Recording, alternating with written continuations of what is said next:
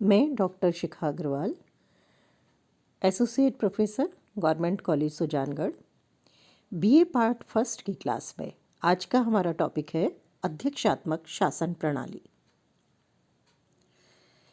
अध्यक्षात्मक शासन प्रणाली एक ऐसी प्रणाली है जिसमें कार्यपालिका वैधानिक रूप से व्यवस्थापिका से अलग रहती है। हम लोगों ने संसदीय या संसदात्मक शासन प्रणाली पढ़ा था, तो उसमें हमने पढ़ा था कि कार्यपालिका अनिवार्य रूप से व्यवस्थापिका में से ली जाती है और उसी के प्रति उत्तरदायी होती है।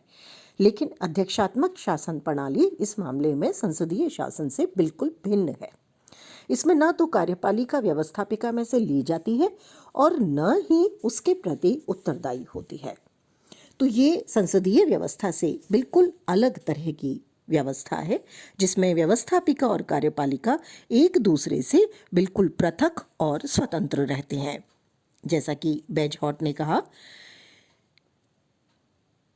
व्यवस्थापिका और कार्यपालिका शक्तियों की एक दूसरे से स्वतंत्रता अध्यक्षात्मक शासन का ठीक वैसा ही विशिष्ट लक्षण है जैसा उनका संयोजन और संयोग मंत्री परिषद प्रणाली का सुनिश्चित सिद्धांत है।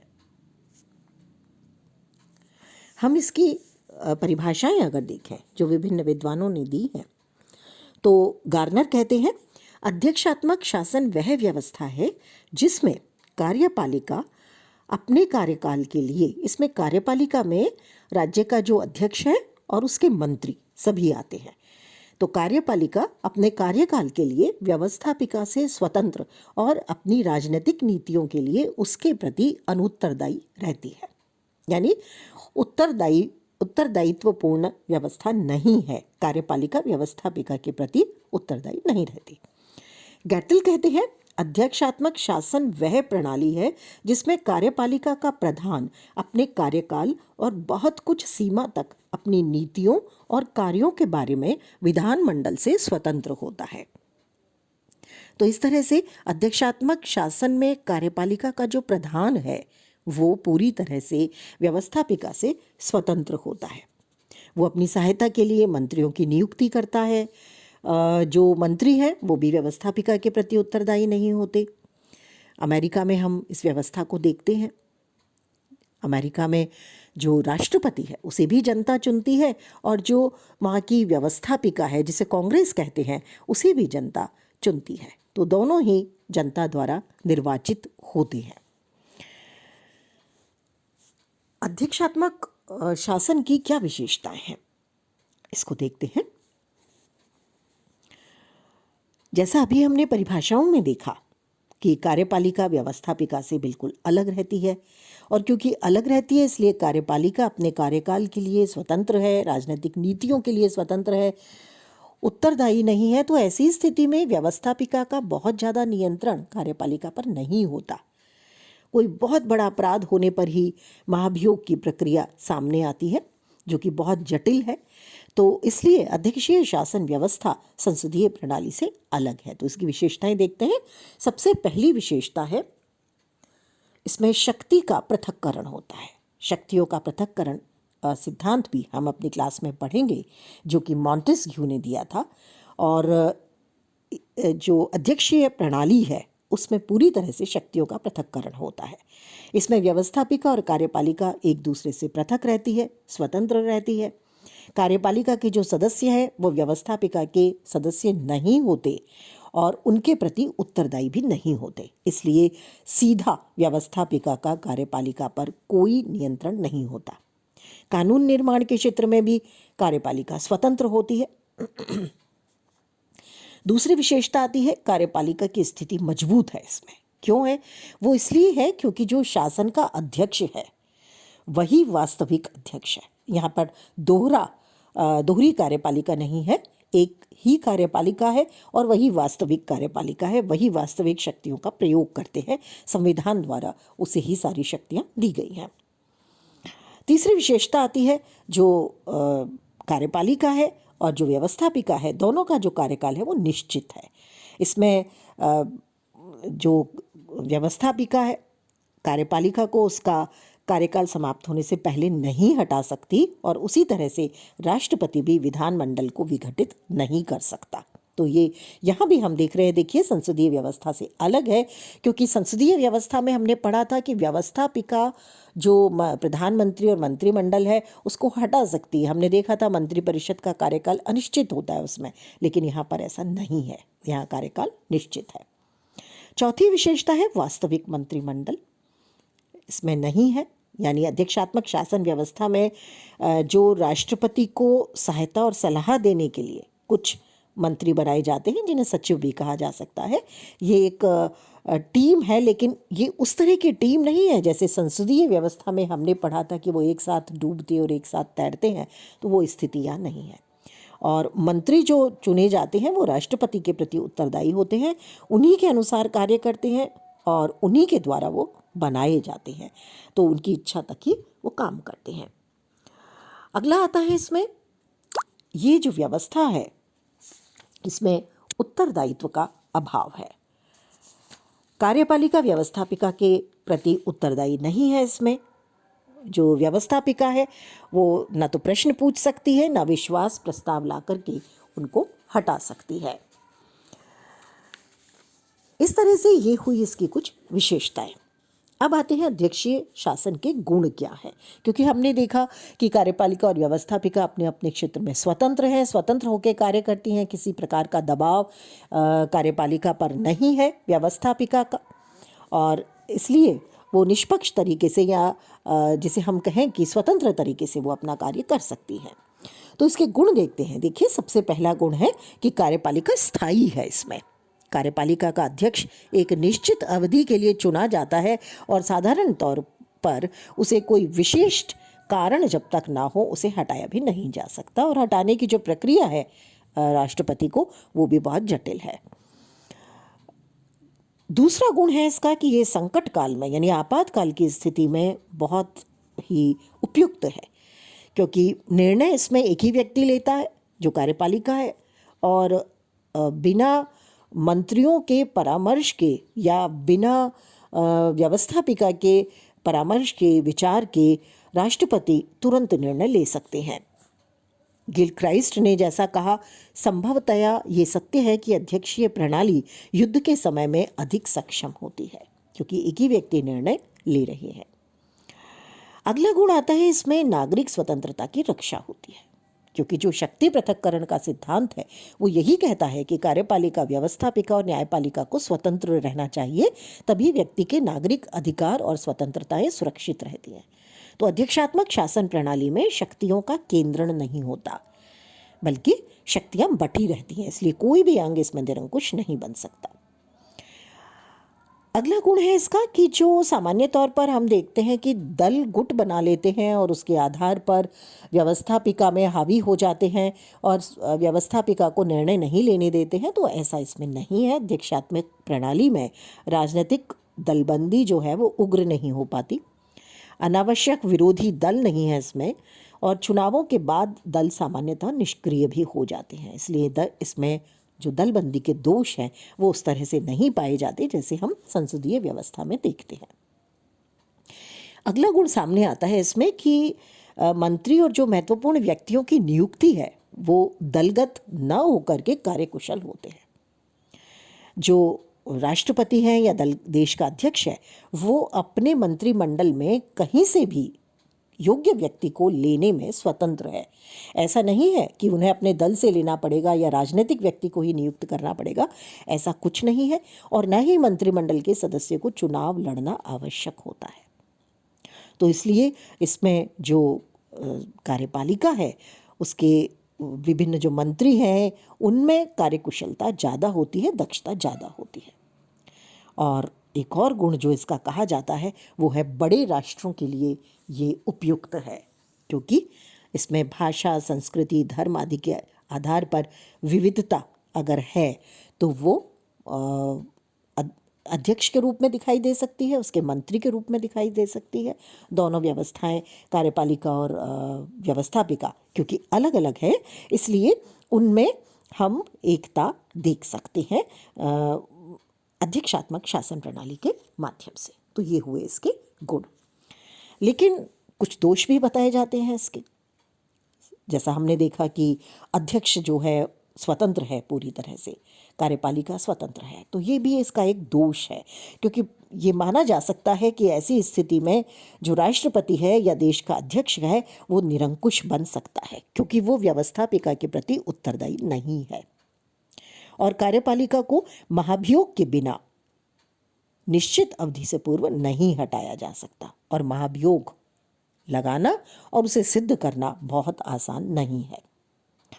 दूसरी कमी जो इसकी बताई जाती है वो है कार्यपालिका और विधायिका जो है, व्यवस्थापिका जो है, क्योंकि इसमें घनिष्ठ संबंध नहीं है, इसलिए उनमें गतिरोध आने की संभावना बढ़ जाती है। एक दूसरे से स्वतंत्र है, अलग अलग दलों का अस्तित्व दोनों में हो सकता है, तो ऐसे में प्रतिस्पर्धा और संघर्ष होता है, और ये स्थिति शासन के लिए गतिरोध उत्पन्न करती है।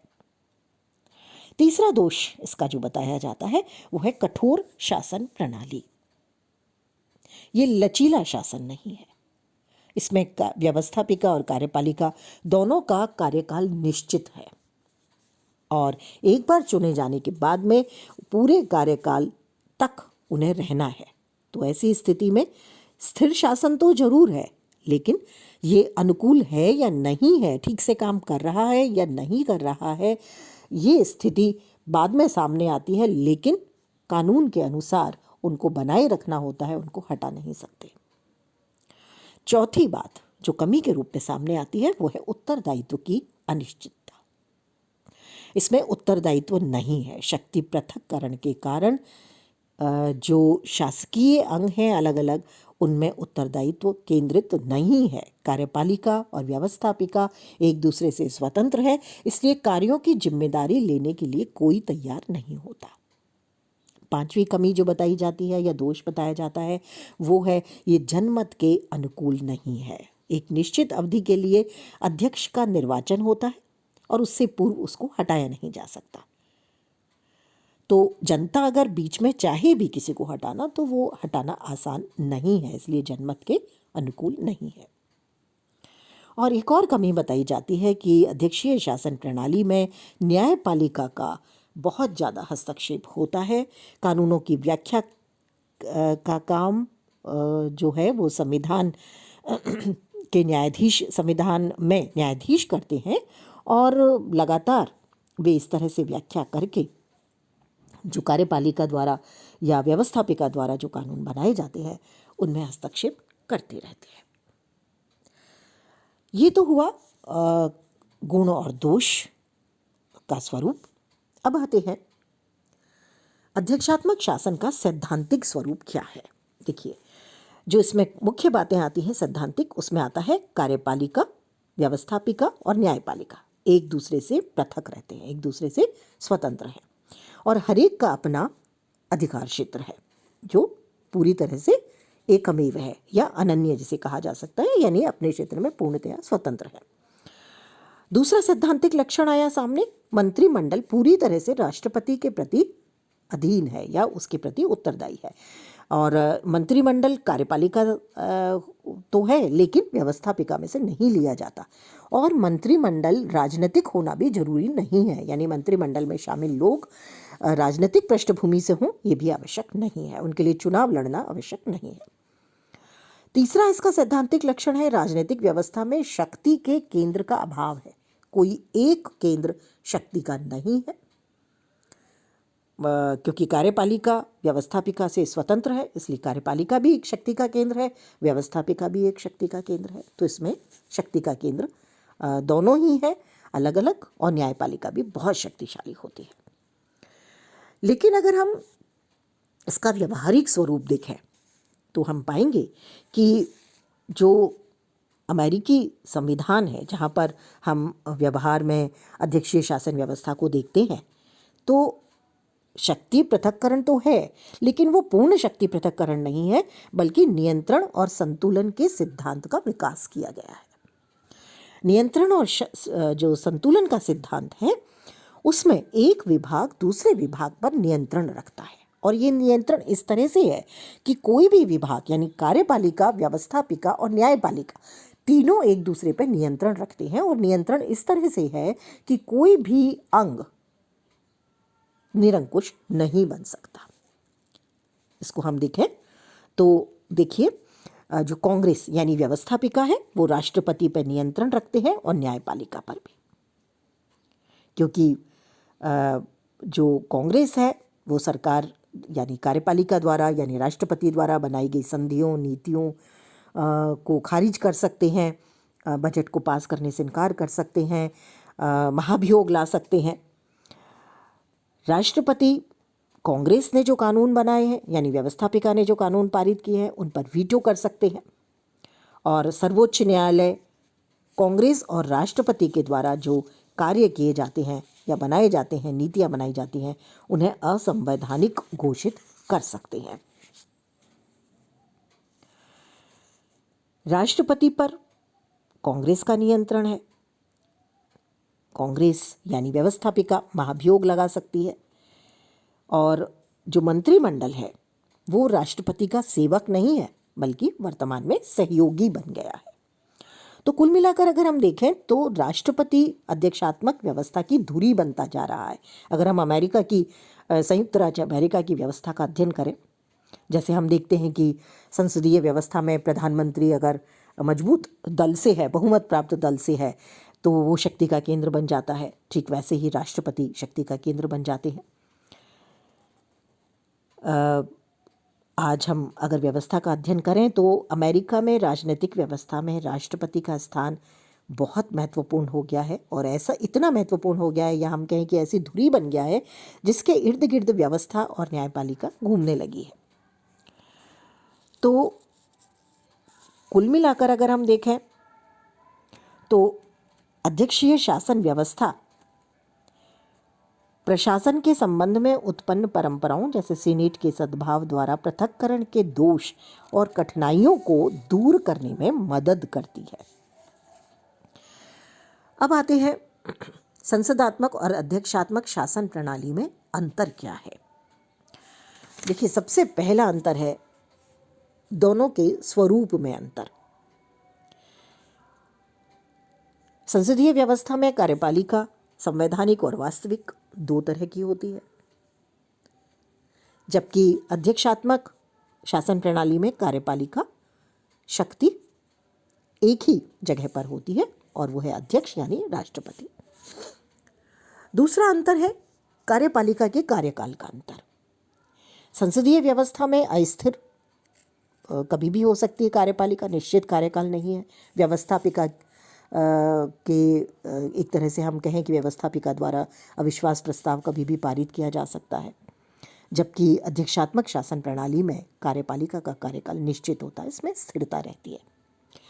तीसरा अंतर अगर हम देखें तो ये अंतर आता है कार्यपालिका और व्यवस्थापिका के संबंधों के आधार पर।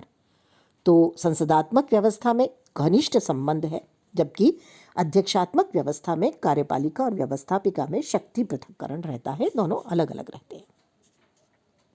अगला अंतर आता है मंत्रियों की स्थिति के संबंध में। संसदात्मक व्यवस्था में मंत्रियों की स्थिति मजबूत है और वास्तविक कार्यपालक के रूप में वो कार्य करते हैं, सामूहिक उत्तरदायित्व है उनका, जबकि अध्यक्षात्मक शासन प्रणाली में वे राष्ट्रपति की इच्छा पर्यंत रहते हैं, उनकी स्थिति कमजोर होती है। अगला अंतर आता है कार्यपालिका की स्थिति के रूप में। संसदीय व्यवस्था में कार्यपालिका विधायिका के व्यवस्थापिका के निम्न सदन को भंग करवा सकती है, जबकि अध्यक्षात्मक शासन प्रणाली में ऐसा नहीं होता। अगला अंतर आता है उत्तरदायित्व के आधार पर अंतर। संसदात्मक शासन प्रणाली में उत्तरदायित्व रहता है, जहां मंत्रियों का सामूहिक उत्तरदायित्व है, वहीं व्यक्तिगत उत्तरदायित्व भी है, वो संसद के प्रति उत्तरदायी होते हैं। लेकिन अध्यक्षात्मक शासन प्रणाली में उत्तरदायित्व की स्थिति बहुत कमजोर है। संसदात्मक शासन प्रणाली में एक और जो अंतर हम देखें वो है संकट काल में कौन सा शासन ज़्यादा उपयुक्त है, तो हम देखेंगे अध्यक्षीय शासन प्रणाली ज़्यादा उपयुक्त है, क्योंकि एक ही व्यक्ति उसमें निर्णय लेता है, जबकि संसदात्मक शासन प्रणाली जो है वो शांति काल में ज़्यादा उपयुक्त है। अगला अंतर है शक्तियों के संयोग के आधार पर अंतर। संसदीय शासन प्रणाली में शक्तियाँ मिली हुई हैं। कार्यपालिका व्यवस्थापिका अनिवार्य रूप से एक दूसरे से संबंधित है, जबकि अध्यक्षात्मक शासन प्रणाली में शक्ति पृथक्करण है, सेपरेशन ऑफ पावर्स। अगला अंतर हम देखेंगे, संसदीय शासन में मंत्री जो हैं या मंत्रियों का जो उत्तरदायित्व है वो व्यवस्थापिका के प्रति होता है, जबकि अध्यक्षीय शासन में मंत्रियों का जो उत्तरदायित्व है वो राष्ट्रपति के प्रति होता है। तो इस तरह से जो अध्यक्षीय व्यवस्था है वो व्यवस्था हम संयुक्त राज्य अमेरिका में देखते हैं, और ये जो व्यवस्थापिका है इसमें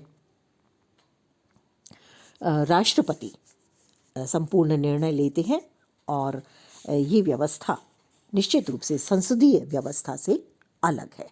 आज की क्लास के लिए इतना ही।